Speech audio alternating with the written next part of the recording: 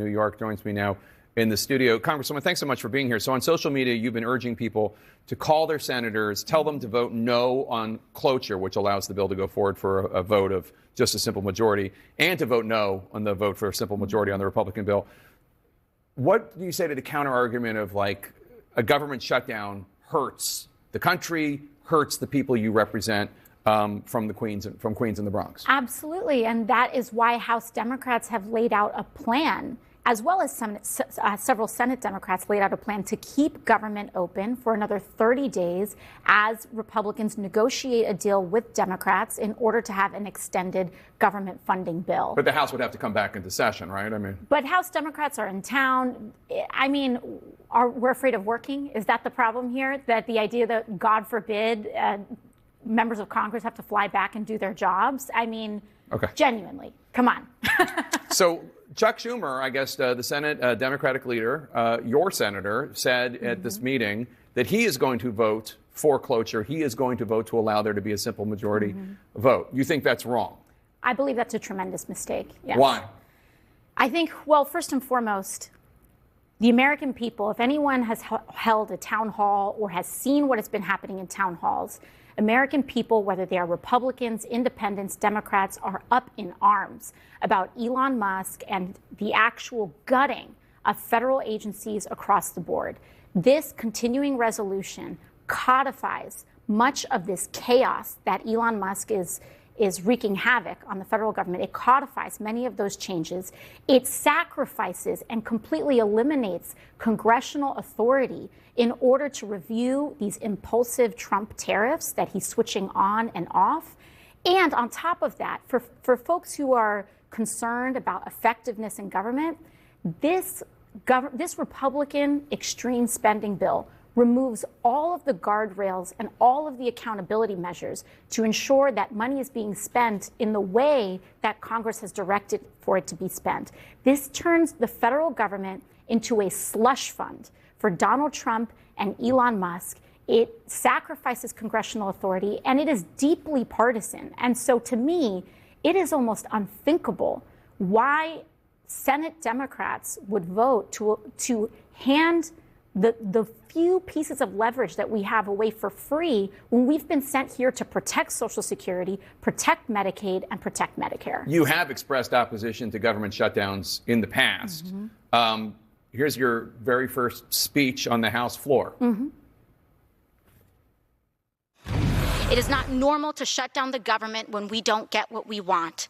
It is not normal for public servants to run away and hide from the public that they serve. And it is certainly not normal to starve the people we serve for a proposal that is wildly unpopular among the American people. Now, I get that you hate this continuing resolution. You don't think it's a good bill, but the alternative is likely a government shutdown. Well, the alternative is to agree on a 30-day stopgap to keep government open as negotiated. The proposal is in front of the House. The proposal is on the Senate. Republicans had time to seek Democratic votes, and we can extend that time for them to seek that vote. Once again, we can come back. We can fly back. We can vote on this. We can get a stopgap measure, extend the amount of time to negotiate while we figure out a solution here for the American people. And I also agree, again, I maintain that position that government shutdowns, we can keep the government open with a 30-day clean CR.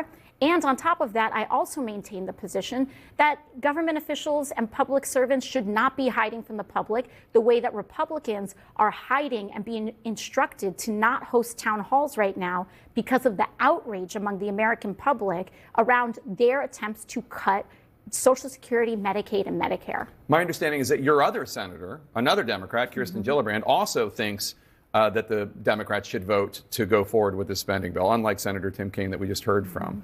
And my guess is, I don't speak for either Schumer or Gillibrand, but my guess would be if they were here, they'd say, you're being naive. It's really just a choice between voting for a government shutdown or voting not for a government shutdown. People aren't going to come back. It just doesn't happen that way. Again, that's not me. I imagine that that's what they would say to you. Yeah. I mean, I understand that Senate Democrats think that it is beyond wildest convention for us to come back, but House Democrats have done that before. The House has reconvened in emergency sessions before.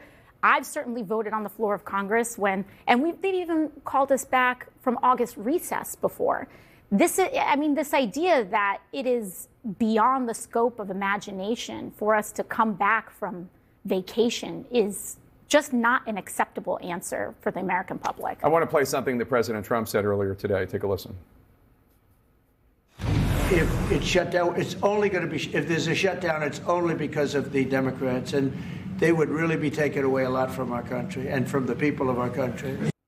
Your colleagues, House Republicans, are already using the term Schumer shutdown, which has that nice alliterative style. Are you not worried at all about Democrats taking the heat for the shutdown? We know, and the American people are not going to have the wool pulled over their eyes. Everybody knows that Donald Trump is president, that Republicans have the Senate, and Republicans have the House.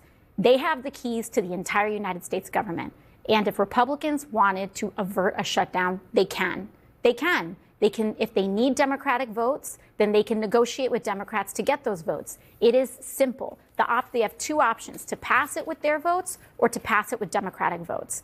And we also see the data bearing this out. When you look at public polling from very reputable firms, we see that the American people understand that, and they know that the party in charge of government is the party that's in charge of keeping government open. What do you think of the job Democratic leaders are doing, not just Senate Democratic leaders, but also Hakeem Jeffries, the Democratic leader in the House, your fellow New Yorker, in terms of standing up to Trump?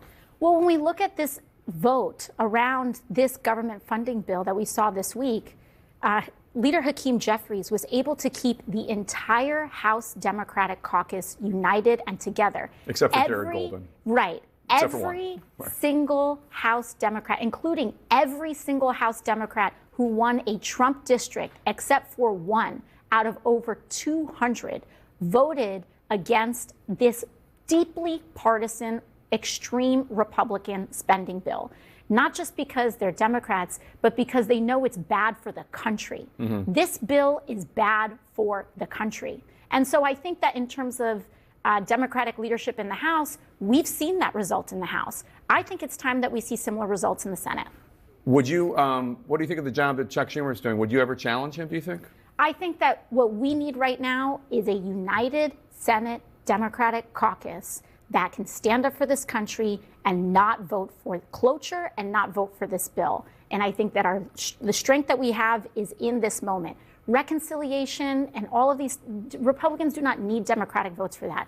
They need it for this. And so the strength of our leadership in this moment is going to demonstrate the strength of our caucus. And I cannot urge enough how bad of an idea it is to empower and enable Donald Trump and Elon Musk in this moment. It is dangerous and it is reckless. Well, you just talked about the strength of your leadership. Chuck Schumer just said that he's going to vote for cloture. Not only the Democrats can do it, but he's going to participate in it. Does that mean that you think he's a weak Senate leader? I think that would be a mistake. But we have time between now and tomorrow, and I hope that individuals that are considering that reconsider it. I genuinely do. I don't think it's what New Yorkers want. I don't think it's what the country wants. This is genuinely not about Democrats or Republicans. This is about deep cuts to Social Security, Medicare, Medicaid. This is about the evisceration of the federal government. This is about codifying the looting that is happening at the behest of Elon Musk in order to pay for his tax breaks for billionaires. And we have a responsibility to stand up for it. That is why people elected us, and that is our responsibility to them right now. All right. Congresswoman Alexandria Ocasio-Cortez from New York, thanks so much for being here. Really appreciate it. Also on our politics lead. Today is the deadline for federal agencies to submit plans